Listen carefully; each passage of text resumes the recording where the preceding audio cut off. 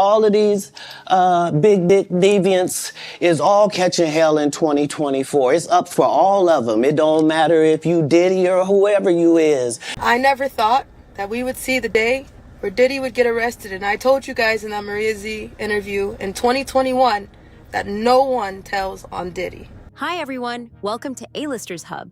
Today we'll be looking at the shocking truth about Diddy's alleged crimes and the celebrities who spoke out against Diddy before his 2024 arrest. From sex trafficking to ordering hits on other artists, these signs were screaming in our faces. You're gonna hear about my party, they're gonna be shutting them down, they're gonna probably be arresting me, doing all types of crazy things just because we wanna have a good time. Starting off with Diddy himself. Looking back, it's clear we should have paid closer attention when Diddy, or anyone, spoke about his infamous parties. In a 2002 interview on Late Night with Conan O'Brien, Diddy himself recounted a wild night that sounded more like a hostage situation than a celebration. You know, so if you don't have what they need, they're gonna leave. Right. Gotta keep them there. Right. You need locks on the doors. Okay, this is sounding kind of dangerous now. It's a little kinky, but yeah. Rock with me. Fast forward to 2014, in an episode of Keeping Up with the Kardashians, Khloe shared a glimpse of what Diddy truly meant when he talked about having a good time. Corey, I got on a plane at 5:30 a.m.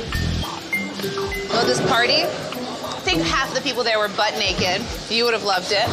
Behind the glamorous facade of these parties, something more sinister was going on.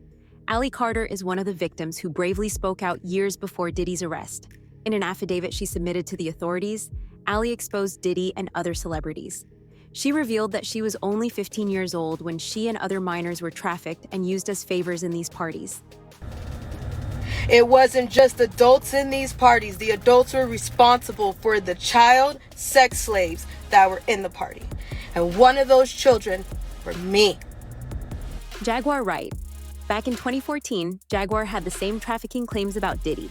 My focus right now is Sean Combs. Okay. Tell us why. Because he's a sex trafficker. And he's using music and entertainment to sex traffic. Jaguar is known for making explosive claims about celebrities and has been dubbed as unstable, so it's no surprise that her credibility has come into question. She doubled down on these claims in a 2024 interview with Piers Morgan and details how Diddy used NDAs and money to get away with it for so long. The ritualistic behaviors, the drugging, putting girls in the suitcases, dumping them in alleyways. It's horrifying. And it's all done under the protection of, this is gonna be paid off. There's another NDA. It's terrible. The recent allegations about Diddy's freak-out parties and sex trafficking painted Jaguar's words in a whole new light. Usher. When he was just getting started with his music career, 13-year-old Usher spent a whole year living with Diddy. In a 2016 interview with Howard Stern, he opened up about this experience there and revealed that curious things took place. Hey, it was curious. I got a chance to see some things. Yeah, but you were 13. What were you seeing? I went there to see the lifestyle. Right. And I saw it. And it was but I don't know if I could indulge and understand what I was even looking at. It was pretty wild. Usher also stated that he wouldn't let his kids go to Puffy Camp like he did. However, when Justin Bieber was under his guardianship, he temporarily gave it to Diddy, so Justin could spend 48 hours with him. I have been given custody of him. You know, he signed to Usher. I'm signed to Usher. I had legal guardianship of Usher when you know he did his first album. I did Usher's first album. I don't have legal guardianship of him, but for the next 48 hours, he's with me. So and we gonna go full crazy. We're going crazy. Looking back, a fake phone number Bieber gave to Diddy reads like a cry for help. Hey, starting to act different, huh? You ain't been calling me and hanging out the way we used to hang out. Well, I mean, you try to get in contact with me, through all my, partners and whatnot. Mm-hmm. But you never really got my number, so. Right. Okay. My number? Yeah. I'm gonna tell you my number. Yeah. It's 555. Yes. Okay. 5555. Okay. Cat Williams. Back in 2004, during a comedy stand-up, Cat made an explosive joke about what happens at Hollywood parties. Motherfuckers be gay in Hollywood, you never fucking expected.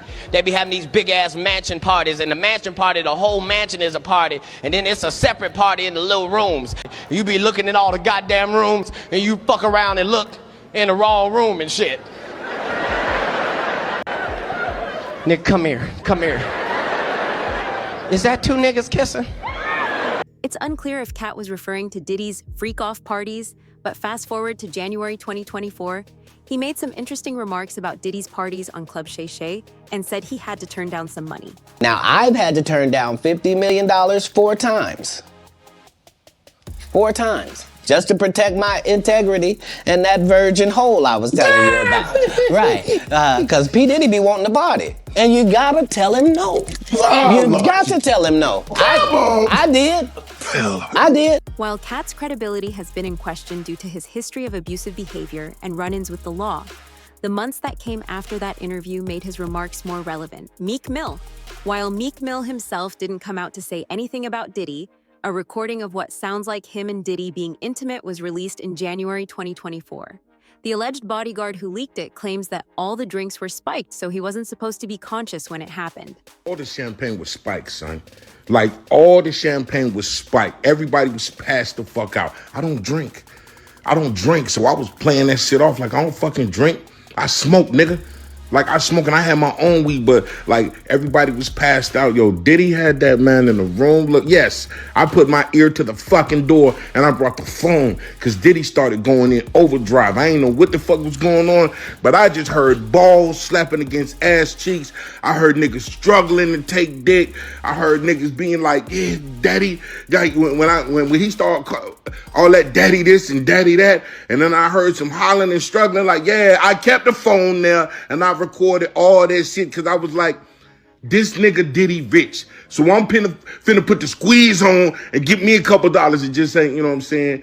Just nobody believed that was really Diddy beating Meek back in. But now y'all motherfuckers believe the video, right? Right? We won't play the recording due to the explicit nature of it, but you can find the link to the audio in the description box. You could hear what sounds like Diddy and Meek's voices, but there's no true way of knowing if it's them.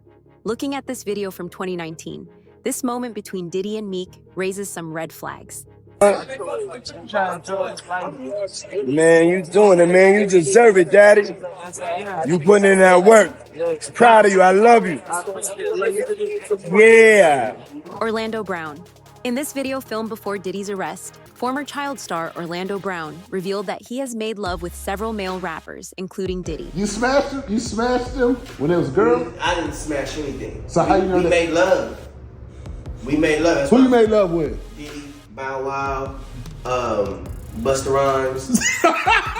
You just told me. Orlando has been making serious claims about the entertainment industry for years, but due to his antics and history of drug use, he has been labeled as crazy. Yo, Diddy, you gave me the ooshkash gooshmash. You gave me the ooshkash muaf, the smooshmash. Diddy. 50 Cent. 50 is one person who's had a long-standing feud with Diddy, which can be dated back to 2006, with his diss track The Bomb.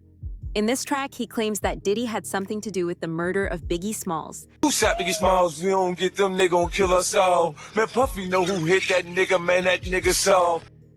However, this hasn't been proven. Another reason why 50 doesn't like Diddy is because he thinks Diddy tried to make a move on him. He says things, he doesn't even know what he's saying is like fruity. You know what I'm saying? Like, he says something fabulous and he goes, yo, but me and you, we ain't party. Like, we need to party. What is he talking about? Incense has gone off. When people say that to me, I get a little uncomfortable.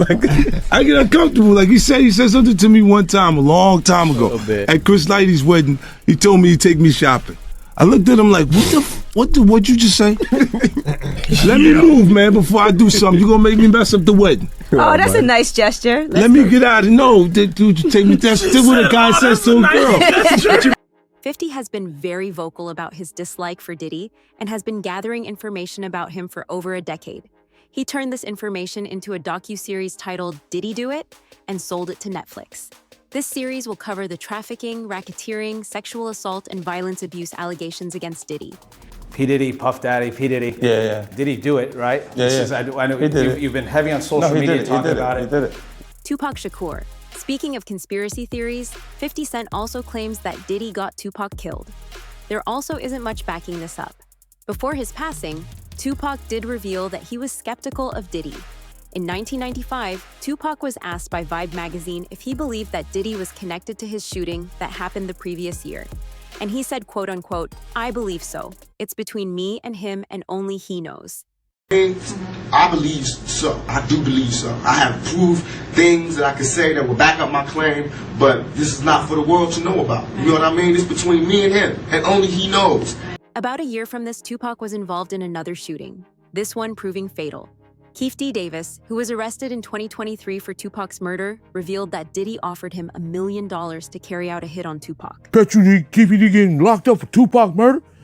And I said, he need to be right in handcuffs with me for Biggie murder, because I know he had his hands in that shit. Wendy Williams. Back in 1998, when Wendy Williams was still working at Hot 97, she alluded to Diddy being gay. Wendy claimed that she received a photo of a man allegedly pulling Combs' shorts down while he was on vacation in Cancun. Diddy's former bodyguard, Gene Deal, said Diddy got Wendy fired from Hot 97 before she could address the picture on air. Puff got one of the hottest DJs off of Hot 97 because she wanted to put up a picture of him getting his pants pulled down. You understand what I'm saying? Puff had power. Wendy Williams addressed this incident in 2013 on Vlad TV and said she was burned at the stake for addressing closeted homosexuality in the hip-hop industry. Radio personality once upon a time. Her name was Wendy Williams, and she was practically burned at the stake for talking about such. And now it's all come full circle. There were lots of homosexuals in hip hop back in the 80s too. You know, what's worse? You know, hip hop wearing skirts or hip hop being closeted and having a plethora of kids to prove manhood that, you know, and denial of something that you shouldn't have to deny, which is your sexuality. On a 2015 episode of her show, Wendy commented on the allegations that Cassie Ventura was hiding from Diddy. Cassie's in South Africa filming Honey 3. And she allegedly has been avoiding Puffy. And, you know, my thing about when you date a mogul is that it's really difficult to avoid them because if you use your head, you never know when they're going to pop up on the scene. Like he's mogul, like he can hire a plane right now, zoom it to South Africa, land on the roof of the hotel where she's staying, okay? Pay people off at the front desk, give me the key and let me up in her room. In light of the lawsuit Cassie made against Diddy and his subsequent arrest, it's pretty clear that Wendy knew how controlling Diddy could get. Cassie Ventura. Cassie and Diddy were in a relationship from 2007 to 2018. Their relationship was described as volatile. Their relationship was volatile for sure. And you could tell that she was afraid of him, you know, and that there was a lot of control. 5 years after they broke up for good, Cassie filed a lawsuit against Diddy accusing him of domestic violence, sexual abuse, and trafficking. Diddy denied these claims, but agreed to settle the lawsuit outside of court. This wasn't the end, as 2016 footage of Cassie attempting to escape from Diddy surfaced. Diddy issued an apology for this, and many applauded Cassie for marking the beginning of his downfall. Which other celebrities do you know tried to warn us about Diddy? Thank you so much for joining us today. Please let us know in the comments down below what you think. Like, share, and subscribe for more videos like this. See you in the next one.